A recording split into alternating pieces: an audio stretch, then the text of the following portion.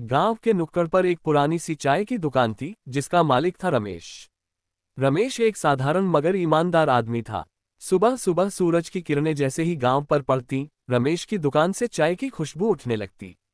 उसका चेहरा हमेशा मुस्कुराता था, चाहे जेब खाली हो या दुकान पर भीड़ न हो। लोग कहते, रमेश की चाय में कुछ खास है। लेकिन जो खास था वो चाय में नहीं, रमेश के दिल में था। रमेश की एक बेटी थी, गुड़िया। छोटी सी चुटिया बांधकर हाथ में किताबें लिए सुबह सुबह दुकान पर पहुंच जाती। दुकान पर बैठकर वो अपने पापा की मदद करती, कभी बिस्कुट के डिब्बे में भरती तो कभी चाय के कप धो देती। गुड़िया का सपना बड़ा नहीं था, वो बस अपने पापा की तरह बनना चाहती थी। एक दिन स्कूल में एक नई टीचर आई। पहली ही क्लास में उन्होंने बच्चों से पूछा, बच्चों, बड़ी होकर तुम क्या बनना चाहते हो? किसी ने कहा, मैं डॉक्टर बनूंगा। दूसरे ने कहा, मैं पायलट बनूंगी। तीसरे ने कहा। मैं इंजीनियर बनूंगी। जब गुड़िया की बारी आई तो उसने सीधा और साफ कहा, मैं चाय वाली बनना चाहती हूँ, अपने पापा जैसी। पूरी क्लास हंसने लगी।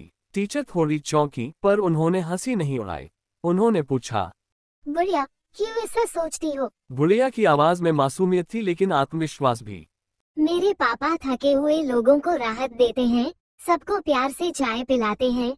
उनकी दुकान पर हर कोई आता है, गरीब, अमीर, जवान, बूढ़े, और सबसे बड़ी बात, वो कभी किसी से झूठ नहीं बोलते।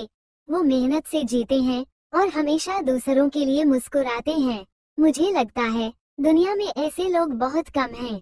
मैं भी उन्हीं जैसी बनना चाहती हूँ। पूरी क्लास खामोश हो गई। टीचर की आंखें भर आईं। उन्होंने बच्चों से कहा, हर सपना छोटा या बड़ा नहीं होता, जो सपना दिल से निकले वही सबसे कीमती होता है।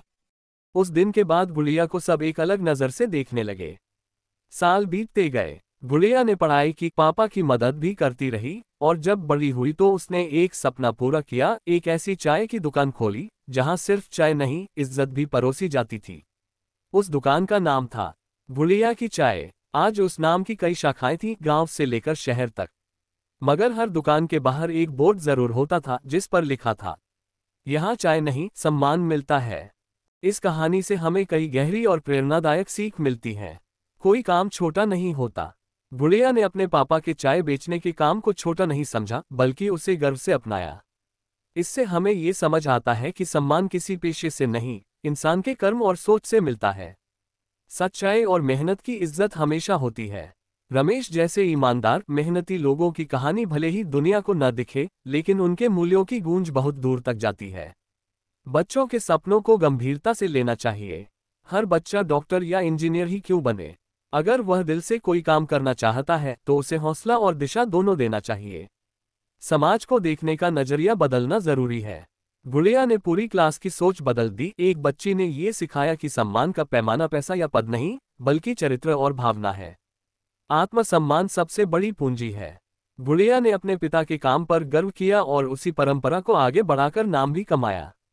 इससे ये सीखने को मिलता है कि जब तुम खुद को सम्मान दोगे, दुनिया भी वही करेगी।